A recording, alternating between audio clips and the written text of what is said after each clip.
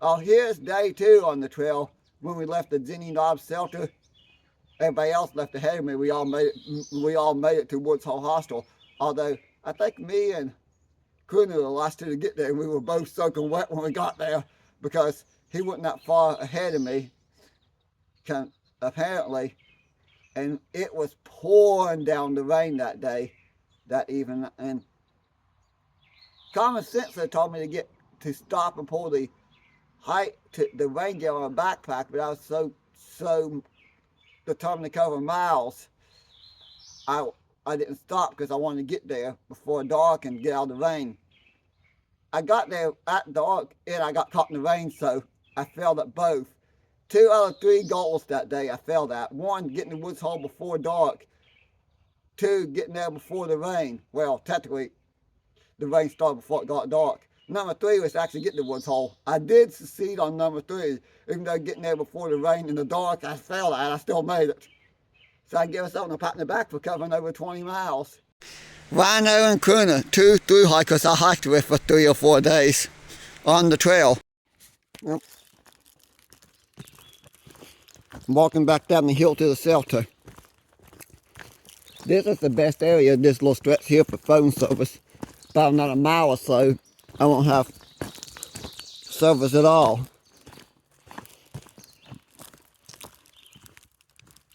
Which will be interesting.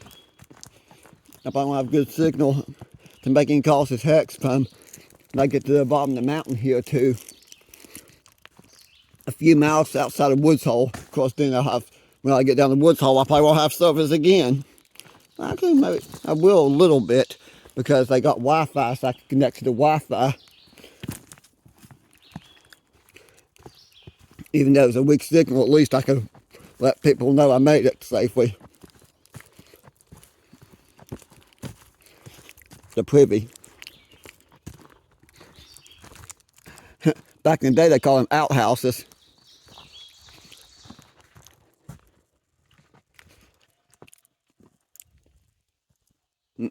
Shelter. Zinni Knob shelter. 10 miles to the next shelter. If I make it to the next shelter, which is 10 miles north of here, at a decent amount of time, I know I can make it to Woods Hole because it's only 10 miles more past that shelter. Maybe 11, according to a couple through hikers, that's 21 miles.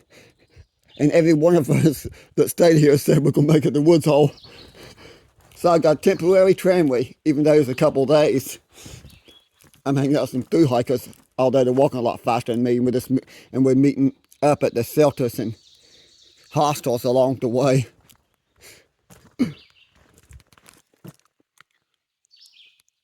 So this is the start of day 2 of my section hike. Well, I'm now starting my journey again on day 2. Just left the shelter, which is down the hill there. The last shelter before this, where I took my break yesterday, where that kind of reminded me of the Pickle Brett shelter because of how far you had to hike to get to the Pickle Brett shelter, although I think the Pickle Brett shelter is a little bit farther than that one. This one wasn't that bad. You can see it from the trail, so it's just a short distance. But it's down a very steep hill, which I had to hike up the very steep hill to get back to the trail. Oh well. Even though it's no more than maybe 200 feet at most, you were there. I hear interstate traffic. I heard that for the last half hour or so, my hike to the shelter yesterday. If that's the way I think it is, within an hour, I'll be on the stretch of trail I've done before.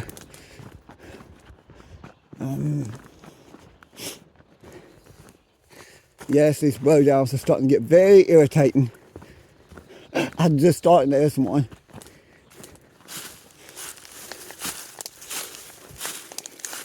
At least I can get over it. That's the first one I've seen in quite a ways because the Road Oak Appalachian Trail Club has done a pretty good job on this stretch of trail so far. Now, last stretch of trail, I've noticed whoever's in charge does a pretty good job because most of those blowdowns in that stretch were new. I could tell whether some of them they've been cutting on and walking on because there was enough clue to get around. I say by the time you see this video, if you're doing a through hike or a section hike like me, that stretch some sort of blow ground to be gone by that point, or cut out of the way anyways. I know that pine tree and a couple other trees I had to climb over yesterday were definitely new. Okay, now I'm getting the toughness of the trail. I've had a full day of very little rocks. Now I'm hitting the rocks. Be very careful here. I'm gonna walk at a nice, steady pace. Yesterday I walked at a slow, steady pace. Today I'm going to walk at a fast, steady pace so I can make it. I made it 15 miles. The space I want to spend the night is 20 miles, 21 miles from the shelter. I thought it was 20, a couple of through, I just said 21. But if I made it 15 miles the day before, I think I could do 21 today. Easy. Well, I wouldn't say easy, because carrying heavy backpacking and hiking is not easy.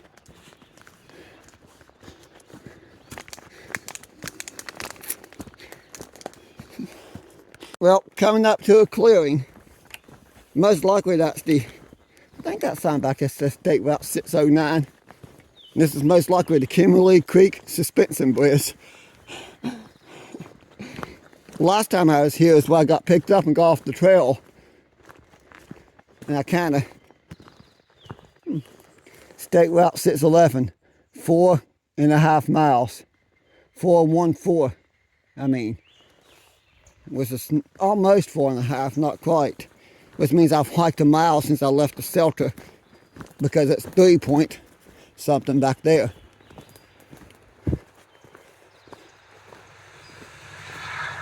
Well, I'll know in a minute if I'm where I think I am. I may not be where I think I am. I might be farther away. There's the trail turns. Yep, this is not where I thought I was. There's no suspension bridge. I'm probably a little farther up than I thought. But I know I'm close to that. I know that. Oh well. This just means I'm a little farther away than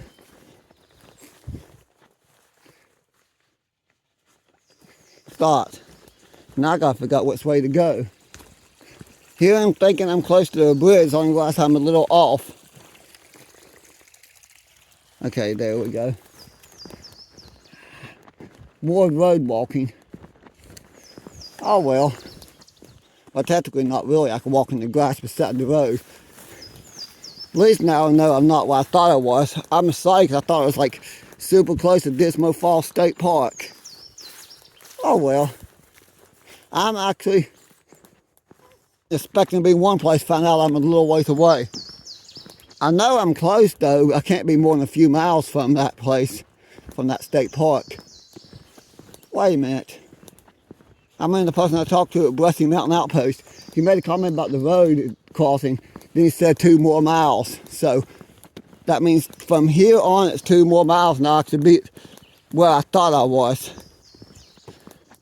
I misunderstood. I thought he meant 2 miles up the trail to the park, and he meant 2 miles from the road walk that he mentioned to the park. Oh well. The only stretch where you're legally allowed to drive on the Appalachian Trail. Well, one of the only stretches, because most of the trail is footpath only. The only exception that rule was the road walks, where you have to walk along the road. People have to drive along the road to get to and from where they're going. So therefore, when you hit a road walk, you could say you drove on the Appalachian Trail if you drive that stretch of road. I have to throw in there just for laughs, because the trail's advertised as a footpath only, and you do got small sections where you walk along the roads, which they're always short. For the most part, they're usually short stretches along the roads, like this one. That last one was like, that you'll see in day one, is like at least a mile, if not more, along the road. I didn't film the whole trip. Back into the woods. So double white blaze. Oh no, it's the new one next to the old one. Well, new old one, they're both way out where you can't hardly see them. Okay, I'm gonna stop filming and try to get something exciting. Interesting. Like I'm going through a big gate. Or arch is the better word. It's like a tree arch. Now at the very beginning of the trail, at Sprinkle Mountains I've not been to yet, there is a beautiful stone arch that people hike through to start the through hike. And then you got like a beautiful stone walkway that don't go more than a couple hundred feet. I don't think it goes more than a few hundred feet. And then you start to climb up the mountain. Of course, when I go down there, since I'm doing a section hike, I'll skip that part and just pay somebody driving me up to the top so I have to climb those 800 steps. Eventually I'll make it down there. Don't know when. I also know I should be getting to the bottom soon. Since it's a little bit after 11, I'm sure I've hiked more than 2 miles. I had to have. I'm going by what somebody told me. And I'm hoping that for me it's just a misunderstanding because I'm determined to get the woods hole by dark. I've been going at a pretty good pace, so I think I'm going to make it. I think I'm just overthinking again, that's all. I'm going down, so I should be at the Kimberly Creek Dispensing Bridge, but I've been hiking for over an hour or so. Maybe what the guys tell me, maybe it is 2 miles from the Kimberly Creek to the actual trail cutoff to the state park. Maybe that's what he's referring to. Which means this stretch is probably covering me a lot of miles. If I can cover 10 miles within the next couple hours, I'll be happy because that means I can make it to the woods hole. That's the thing though, I have to get to the shelter at a decent amount of time. At the Wapiti shelter at a decent amount of time. If I make it and it's early enough in the day, then I know I can make it to woods hole. If I had to hike into the dark a little bit, I will, because between 7 and 8 it's supposed to start raining. And we're supposed to get a lot of heavy rain and severe storms overnight. So I will not be staying in a shelter or tent camping tonight. I do have that option. Now I will point out that the trail itself, depending on where you're at, you may or may not have that option. Because if you're a long distance between hostels, good example, the opposite direction I'm going, it's a 2 or 3 day, from here it takes 2 to 3 days of hiking to get to Buck's Garden. Well, from this stretch on, I say from Bland on while I got on the trail is like 2 days. From here it's probably like 3 days because of the extra day of hiking. This stretch is like a couple hostels because once you get north of Pearisburg, it's at least 60 miles to Four Pines Hostel, which is the next hostel. So if I was on that stretch, then I would have no choice but to camp in the storms. Just using that as an example because I've done most of this stretch of trail I've done before. Minus the piece I'm on now. Any minute now to be hitting that one stretch I've hiked a few times. I'm getting close. Also now I gotta speed up a little bit. It's one of the reasons I'm not doing a lot of video clips. I'm focusing on getting to my destination, but I still gotta film some clips so I have a nice decent video to upload later. I'm getting close to the Kimberly Creek Dispensing Bridge, the area I thought I was at a while back, and there's a big swamp there. It's interesting, the swamp is literally right beside the creek.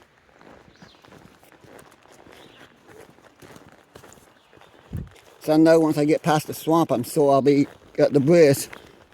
I'm gonna attempt to trip to Trent's Grocery though. See if I got a small thing of regular ibuprofen or Tylenol, something. I need something for my foot. I think I'm getting a blister on my toes.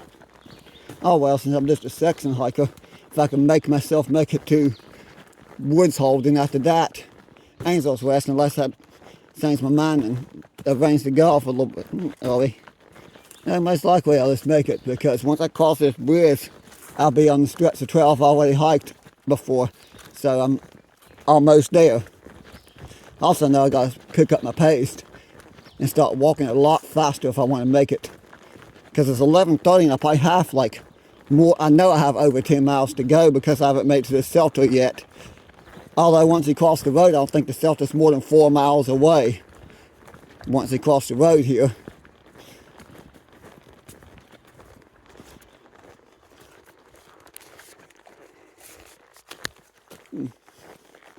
Beautiful location here. It's the only bad thing about this stretch of trail. You don't have phone service.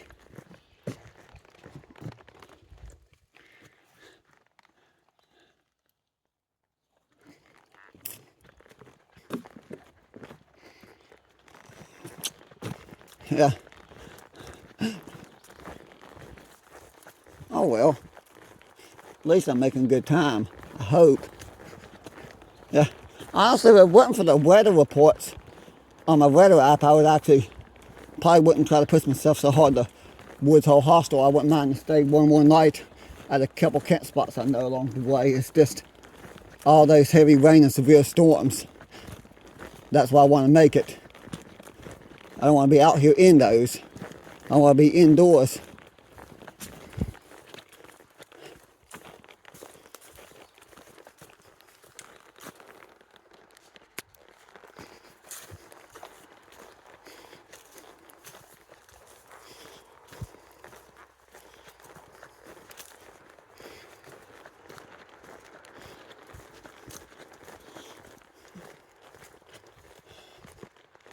Well, might be a little farther away than I thought. Figure by this point I'd be seeing the bridge in the distance because I saw the creek a couple minutes ago. Then I saw the swamp. I can still hear the traffic on the road, so I know I'm close. This is too funny. I literally stopped recording on that last video clip, go around the curve, and I think I could have been no more than 30 seconds. I go around the curve and there's the bridge. Last time I was here, I kind of butchered the video, couldn't save it. Huh. Looks like there's some camp spots through there and another trail. Don't know where it goes, I really don't have time to explore. Because I have a deadline I gotta meet. Only because of the storms. I also want to walk to Trent's Grocery real quick.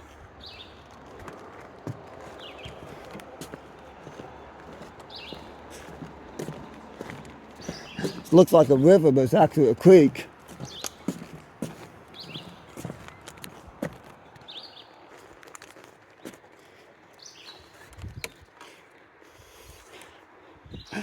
I could literally make the bridge rock.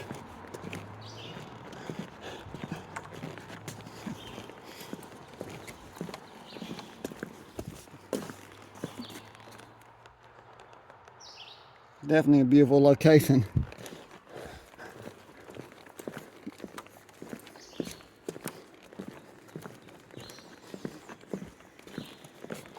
Now let's see if I'm a short distance from the grocery store here.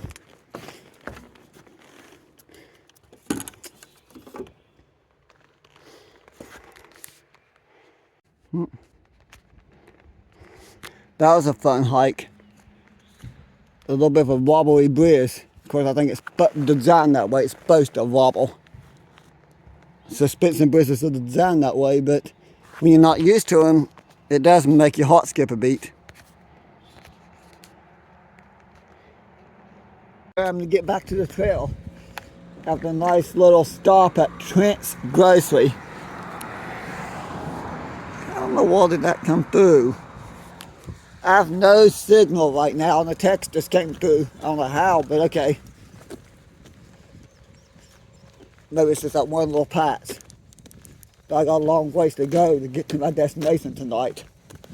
So I gotta walk very, very fast. I would stay in the Wapiti shelter, which is not that many miles from here. The problem is, there's a lot of rain and storms coming, so I do not want to be out in the rain and storms. That's the only reason I'm pressing so hard to make it to Woods Hole tonight. I scheduled a bunk for Sunday night at Angel's Rest, but did not schedule a bunk at Woods Hole. But as long as there's room, never will take me in. Look, cows. 8:55. I think barely an hour of walking. I don't think I made a full hour, but I've covered nearly 2 miles. I had to stop because I'm roasting the rain gear. I know that raincoat my mom gave me is a very nice raincoat, but it also will roast you to death when it's warm. The plus side, if it's heavy downpour of rain, it keeps me dry. The negative side, you can roast to death in it if you're not careful, because it's very humid out here. And apparently it's not raining. It was raining for a few minutes and it quit. Oh well. Well, I'm still hiking. Of course I'll be hiking until I run out of daylight. I get to Woods Hole Hostel, whichever comes first. It's an enormous rock. Okay, I wasn't expecting this climb today. I know there's a big climb coming, but I didn't expect this one. Because of miscommunication on my part, I thought I was already near that stretch that takes you into Dismal Falls State Park. Well, I'm near it. I thought I was at it, is what I'm trying to say. Turns out I have to climb over another mountain to get to it. Then I'll be there. But I think I'm almost to the point where I'm going to start down. Once I pass Dismal Falls State Park, though, it's only 17 miles to the Woods Hole, where I'll be spending the night. Maybe. Something like that. But I'm definitely going to spend a little bit of time at Dismal Falls State Park.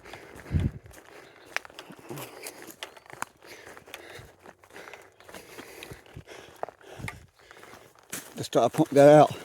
Looks like there might be a couple nice camping spots over there. I took a break at the last one because I put on the rain gear expecting it to rain, only to realize that all I'm doing is roasting myself. That stuff does not let air flow through. It's designed to keep you dry, but in order for it to do its job, it has to be airtight. And does not breathe. A lot of my clothing that I wear that's comfortable and it gives breathing room so you don't roast. Rain gear, because the way it's designed and built, it'll keep you dry, but at the same time, if it's not raining or a little bit cold, you don't want to wear it. Okay, I do not need faceplate number 2.